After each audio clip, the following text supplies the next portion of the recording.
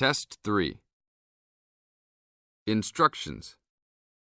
You will hear a number of different recordings, and you will have to answer questions on what you hear. There will be time for you to read the instructions and questions, and you will have a chance to check your work. All the recordings will be played once only. The test is in 4 sections. Write all of your answers in the listening question booklet. At the end of the real test, you will be given 10 minutes to transfer your answers to an answer sheet. Now turn to Section 1 of your booklet. Section 1. You are going to hear a conversation between an agent and a client. First, you have some time to look at questions 1 to 6.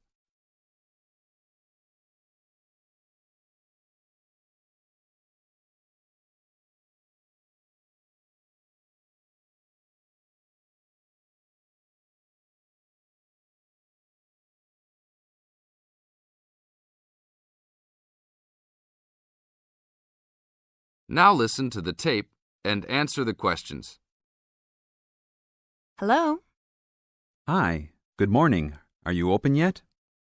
Yes, we are. Come in. Would you like to rent an apartment in the city? Well, kind of. I'd rather rent one near the harbor if possible. Oh, okay. Do you like the water? Yes, I do, but I actually repair sailboats for a living, so I'd like to be close to work. That's understandable. We all want to live close to work. Well, I think I have something near there. How many rooms would you like?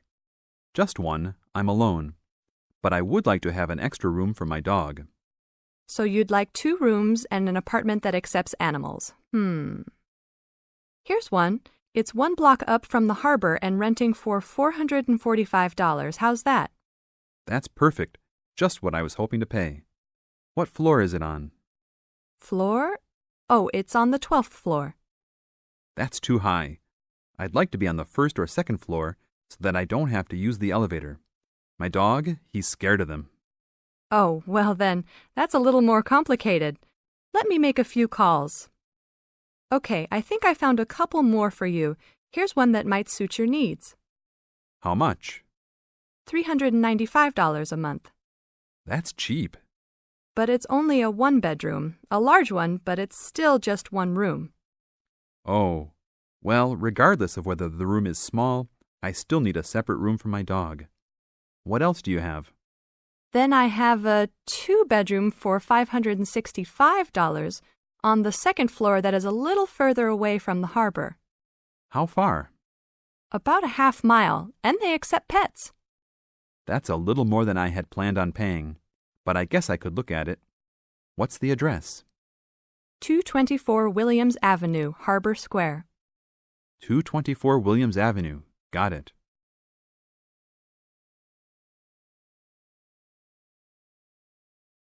Now look at questions 7 to 10.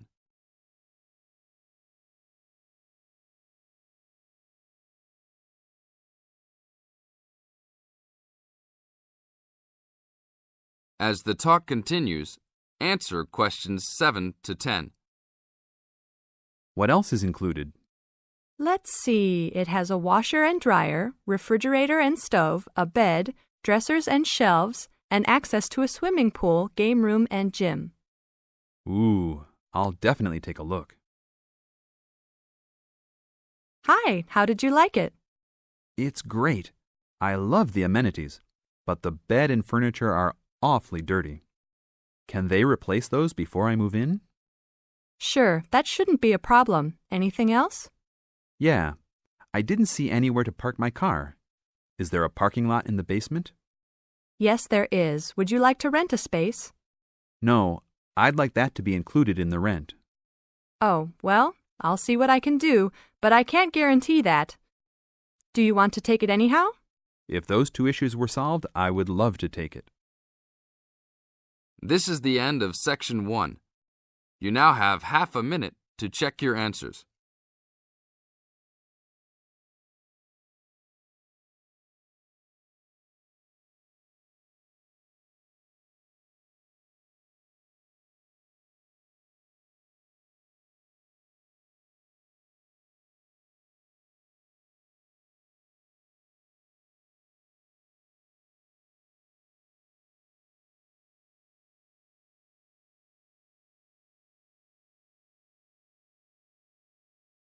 Now turn to Section 2.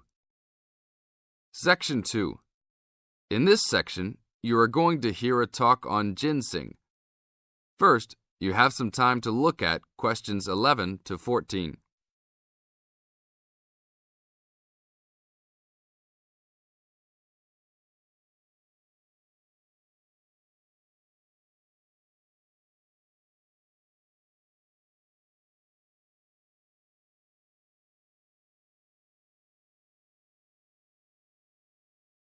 Now listen to the tape and answer the questions.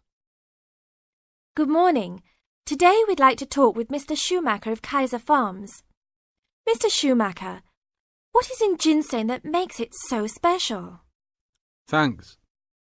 The key elements in ginseng are the active ingredients known as ginsenosides. All true ginseng products on the market contain a certain percentage of ginsenosides, and a number of factors determine how much. The age of Wisconsin ginseng when harvested plays a major role in determining the natural level of ginsenosides. Tests have shown that the older the plant, the higher the ginsenoside content. 5-year-old Wisconsin ginseng plants have had ginsenoside levels as high as 20%. As a family operation, one of our strategies in producing the highest quality product available is to only harvest 4- and 5-year-old roots. The majority of Wisconsin ginseng harvested is 3 years old. The reason for this is that the expenses to care for and the possibility of disease increase as the plants become older.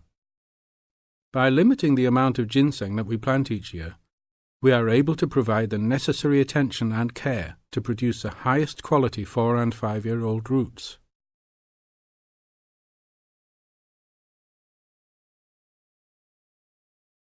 Now look at questions 15 to 20.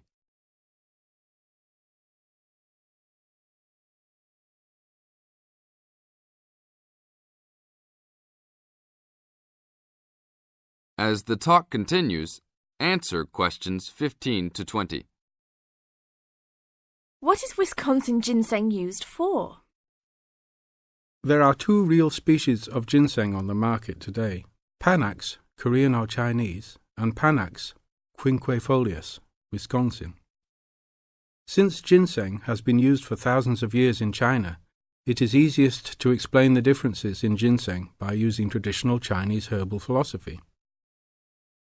Wisconsin ginseng is considered a cooling type herb, and Korean or Chinese ginseng are considered heating type herbs. As a cooling herb, Wisconsin ginseng is used as a preventative medicine. Here in the United States, Wisconsin ginseng is considered an adaptogen. As an adaptogen, Wisconsin ginseng acts to normalize body functions and strengthen the immune system and other systems in the body. Over a longer period of time, it builds up energy and maintains the body at a higher level, acting to reduce stress and fatigue.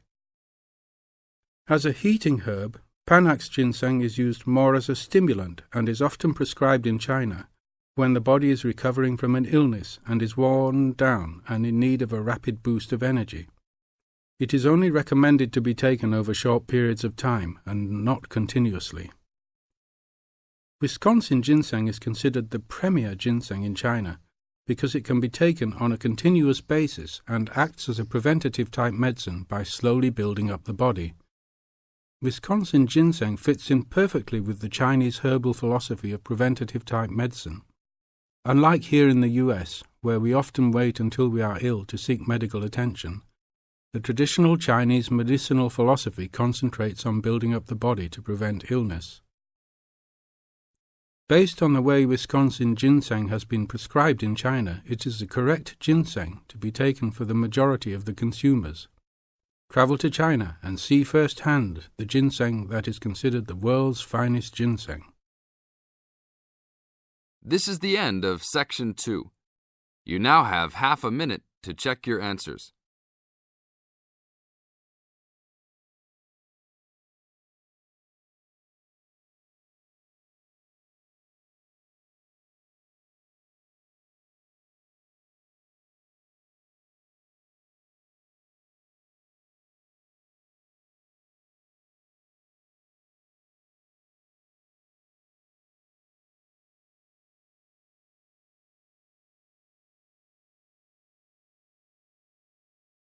Now turn to Section 3.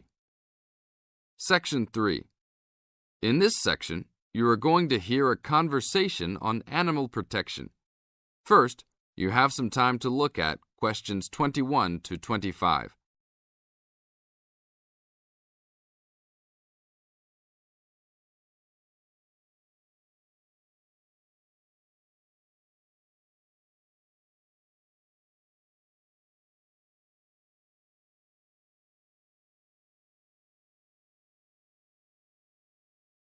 Now listen to the tape and answer the questions. Thanks for joining us today, Mike. How did Baja California become a consideration for a condor release? Our recovery plan for California condors requires us to re-establish the birds in as much as their former range as possible. Baja, being the southernmost recent range for the California condor, works well in that they were only recently lost from the area, mid-1930s, and considerable habitat still remains. It is very isolated with very few people in the area. The mountains are spectacular, ranging up to 10,000 feet, or 3,000 meters. Our selected release site is at nearly 8,000 feet, 2,400 meters. Mike, how many birds do you envision flying free in this area, Baja, in the future? We will be releasing 4 to 8 birds on a yearly basis and will reconsider the situation when we have 20 birds in the area. What age do the birds have to be before moving them? That's a good question. Typically, we move them at 8 months to 18 months old. Birds are ready to fledge, or leave, from the nest at 6 to 7 months of age. In our current release group in Baja, we have birds as old as 30 months. It will be interesting to see how they behave. I expect that they will want to range more than younger birds and make it challenging for us to keep up. Is there a maximum number of birds a certain area can support? Yes, it's called the carrying capacity for any area, for any species. In our case, our strategy to find that number is to saturate the environment to a level where we determine that the birds are showing difficulty either in finding food, behaviorally, or in survivorship. That level is greatly determined by the availability of food in the area and nesting possibilities.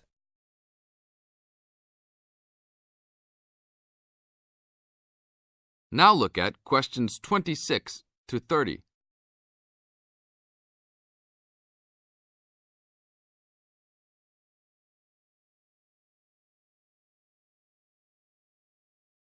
As the talk continues, answer questions 26 to 30.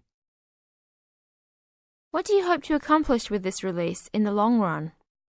I expect that well within 10 years the condors will be flying north and joining birds already released in Southern California. Hopefully we will reach at least 150 birds in each of these populations within about 15 years. What would you say is the biggest contribution to the California Condor program's success? That would have to be the fact that we were able to breed the birds in captivity from the 27 birds we started with in 1987 to the 205 birds we have today.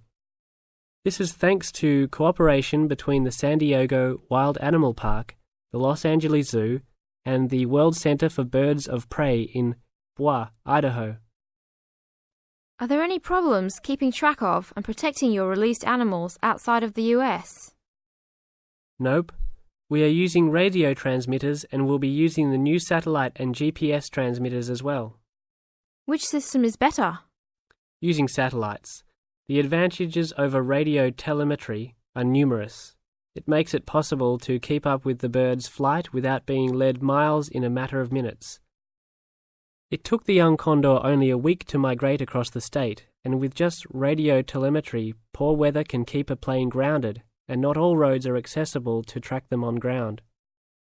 New technology will allow one to be able to track birds that are not accessible by plane. Also, it is a new way to gauge the effectiveness of reintroduction. How so? If a condor transmitter works properly, researchers will get a location every 10 days for about 2 years. Do you see an end in sight for the need to breed condors in captivity? Yes, that would be great. but it will take a while for us to establish the two wild populations and make sure that they are sustainable. Part of our recovery is to maintain a captive flock of 150 birds in various zoos around the country as a safety net for the future. This is the end of Section 3. You now have half a minute to check your answers.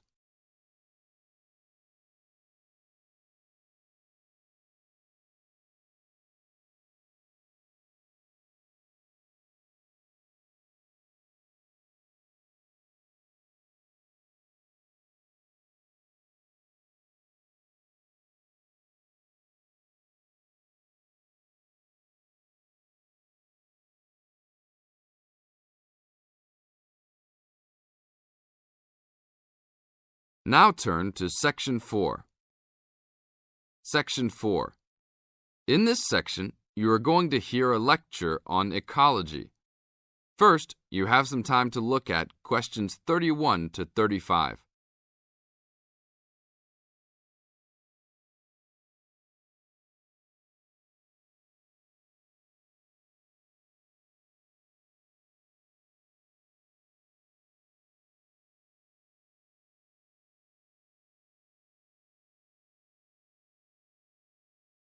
Now listen to the tape and answer the questions.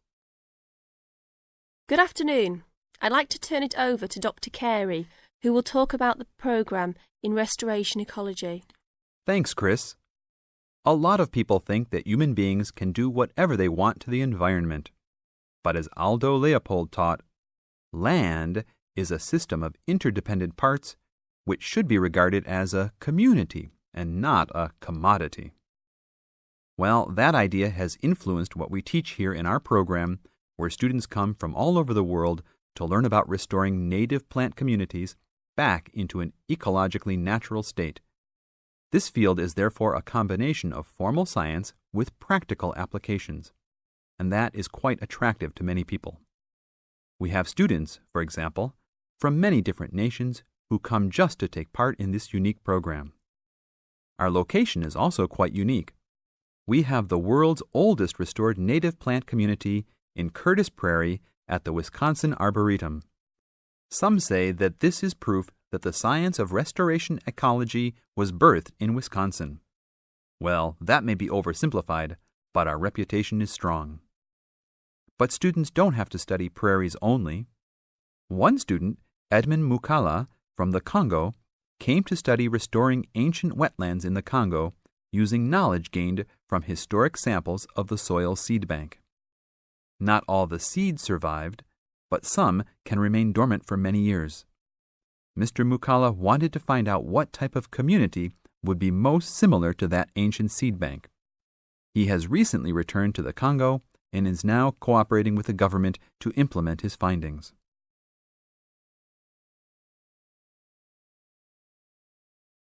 Now look at questions 36 to 40.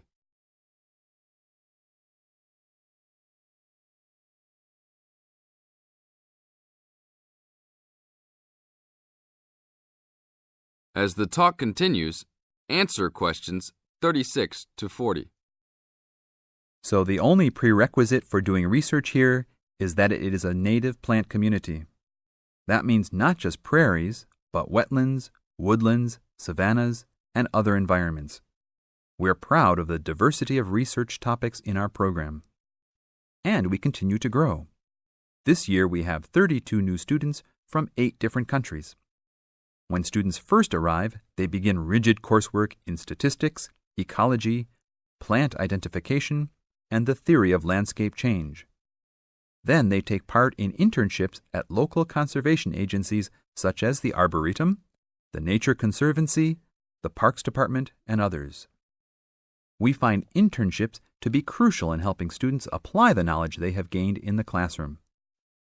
And we're proud to say that, since the beginning, we have graduated 277 students with master's degrees from our programs and 122 students with PhDs.